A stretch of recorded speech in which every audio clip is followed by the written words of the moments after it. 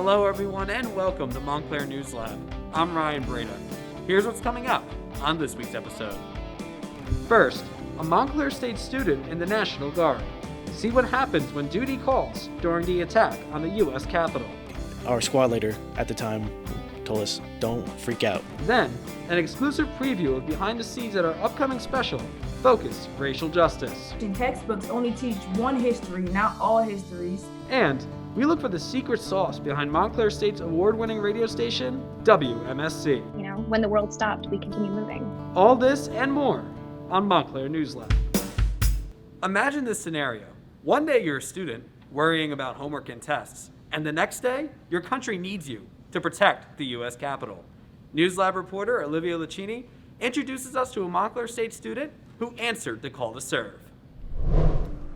On January 6th this year, Montclair students Dawson Weimer and Jules Radley had just started dating. They were in the city when Dawson got a phone call. He's like, do you see what's happening in D.C.? We want to be going. I'm like, oh boy. Dawson is a member of the New Jersey National Guard and was later called by a sergeant. And then he got a call at 1 a.m. saying, get your stuff, we're going. Dawson was being deployed in the wake of the January 6th insurrection at the Capitol. Our squad leader at the time told us, don't freak out. Dawson has been in the National Guard for over 3 years.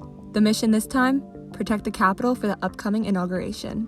With the inauguration, if things went sideways, it could have been really bad. It could have started like a civil war or something. Dawson says that patrolling the perimeter of the Capitol building and the White House was no easy task.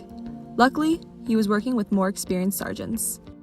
They got deployed to Afghanistan, to combat zones, and one of them literally told me, he was like, I feel more unsafe right here, right now, than I was in Afghanistan. He was told to be careful using his cell phone. The FBI was listening. They were monitoring the phones because there was also fear of soldiers, because I guess they were afraid of insider threats. Dawson and his fellow Guard members worked 12-hour shifts in the cold. So we would go inside to go to the bathroom, which also meant to warm up because it was freezing cold. So we went inside and we saw thousands, I swear it was like thousands of soldiers. We were like, wow, COVID. Fortunately, he did not contract COVID despite a couple of cases within his unit. After the month-long mission, coming back home wasn't any easier for Dawson. Didn't know if we were going to quarantine at home, if we didn't know if we were going to quarantine in a hotel, stay away from home longer. It was just like a whole mess with the whole trying to figure out to quarantine or not. Dawson was looking forward to seeing Jules. They had just started going out when he left to go to D.C. I missed a month of spending time with her, getting to know her better, and it sucked. It really sucked. If you are dating someone in the military, that is something you need to have, that type of comfort level that you can be with or without them, but know they're always still there in a way. Dawson said being in the military not only complicates dating, it also makes being a student difficult. You have to balance the military life and then civilian life, and within civilian life, there's student life. Realistically, military life comes first because you sign a contract, you sign the dotted line, you have no choice because you made that choice. Then you have your student life, which impacts your future. You just have to balance it. For Dawson, this was a deployment he'll never forget. It was the first time soldiers got to sleep in the Capitol building since the Civil War, which is huge. It's like the second time in history. And I get to tell my kids, that their granddad was in there, doing that. A student, a boyfriend, and a soldier, balancing it all. This is Olivia Lucchini for Montclair News Lab. Montclair News Lab reporter Louise Ellers is in front of Edgemont Elementary. Louise, what is happening with Montclair Schools? Well, Ryan, Montclair Schools were supposed to open back in January, but that got delayed because the Montclair Education Association, Montclair's teachers union, requested evidence of a safety plan, but they did not receive it. Teachers refused to work in conditions they deemed unsafe. It has been over a year since Montclair students have been to school in person. Has there been any backlash from the Montclair community? Parents were upset with the abrupt cancellation and the continuation of remote learning. Along with the Montclair School District, a group of parents sued the union to get teachers back into the school. Is there any word from local officials? Recently, the New Jersey Department of Health has put out recommendations for in-person schooling. The district and the teachers union has come to an agreement, and Montclair Elementary Schools will be opening next week, April 12th. Thanks, Louise. This semester, the School of Communication and Media is working on a large project called Focus Racial Justice. This includes the Montclair newspaper, the radio station WMSC, Red Hawk Sports Network, and of course, Montclair News Lab. Senior producer Giovanna Boggins is here with our very own Bernice Degwa to talk about the 1-hour special airing next week. This semester, the School of Communication and Media is coming together to produce Focus Racial Justice. The special is set to air April 19th. Joining me right now is senior producer Giovanna Boggins. Giovanna, thank you so much for joining us. Thank you for having me. So, can you tell us what it's like to be a senior producer for Focus? Being a senior producer for Focus is one of those experiences where it's something that you never forget.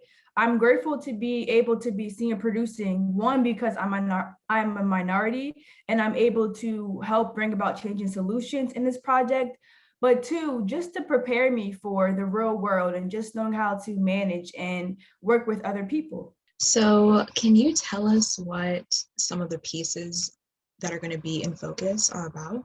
One of the pieces that will be in Focus is my piece, which is on a man who was wrongly incarcerated for 39 years of his life. I went to the police station that morning. I thought I was be back home that evening. But Walter wouldn't get home that evening. In fact, he wouldn't get home until 40 years later.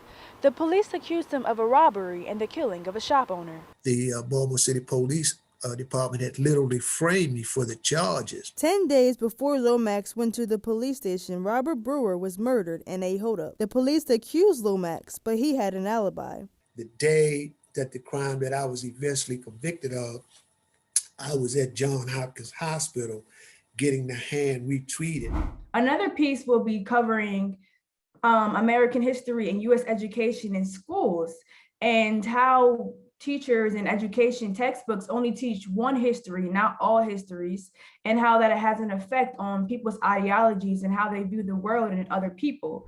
A majority of important aspects of Black history, like the origin of cornrows, she learned from her family, not from textbooks. You know, Black girls that get their hair braided a lot, they would braid each other's hair, but hide messages within the hair. So it was kind of like a code because they couldn't all talk to each other about a message they want to relay.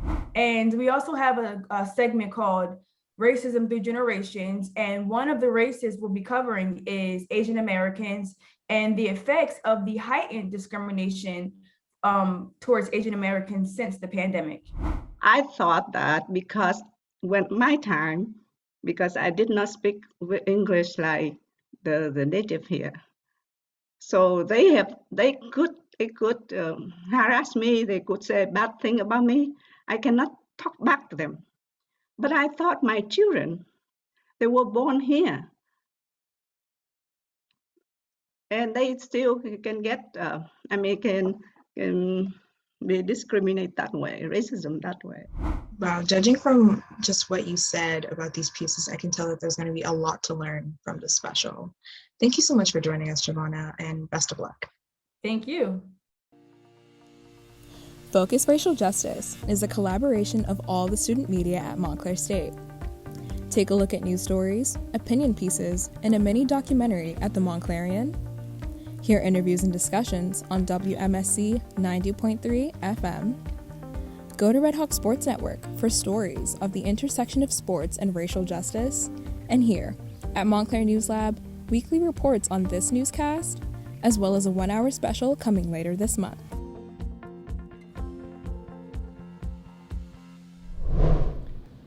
After decades of defeat at the hands of the Montclair State women's basketball team, the NJCU Gothic Knights finally got their revenge Saturday night at the Panther Athletic Center.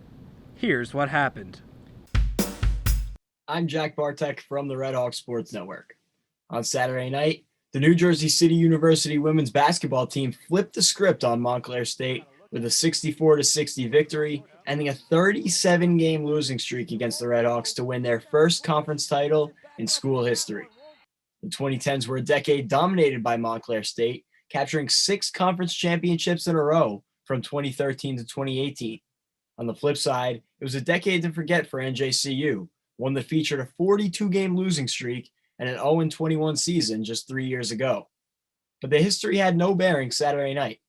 The game that was originally scheduled for March 19th, anticipation grew as it was postponed due to COVID cases on both sides. And the rust was apparent as both teams got off to a slow start. In a back-and-forth battle, Montclair State stayed within arm's reach all evening long, but NJCU absorbed every punch. The Redhawks would get as close as 2 points away with 30 seconds to play following a big three ball from Taylor Brown, but Najima Holmes sealed the deal for the Gothic Knights with a layup to make it 64-60, and that would be the final, ending the program's 51-year drought. Montclair State finishes their season at 8-2 overall. Each week, we're asking one of our Montclair News Lab reporters to show us where their favorite spot is on campus. We call this segment POV, Point of View. Louise Ellers takes us to one spot where most students overlook. I'm Louise Ellers, and this is my shed. Located squarely between University Hall and the diner is my shed. And why the shed? Well, in freshman year, I had to do a photography project, and the professor said this was the best shot, and my ego has been astronomical ever since. I've always wondered, what's in the shed? Well, I'm graduating, they can't stop me, I'm gonna open it. It's just salt.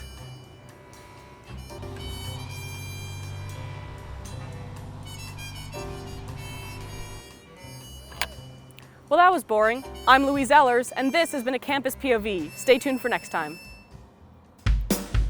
Here at Montclair State, we've always considered our radio station, WMSC, number one. But now, it's confirmed. News Lab reporter Kenny Horn tells us about WMSC's newest national honor.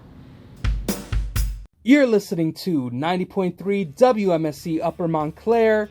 WMSC has been broadcasting to the Montclair campus since 1967. Thanks to the internet and apps like iHeartRadio, you can listen to WMSC anywhere. WMSC was founded over 50 years ago. Through the years, they've accomplished a lot, but nothing like this. The winner for Best College Radio Station with more than 10,000 students on campus goes to 90.3 WMSC, Montclair State University.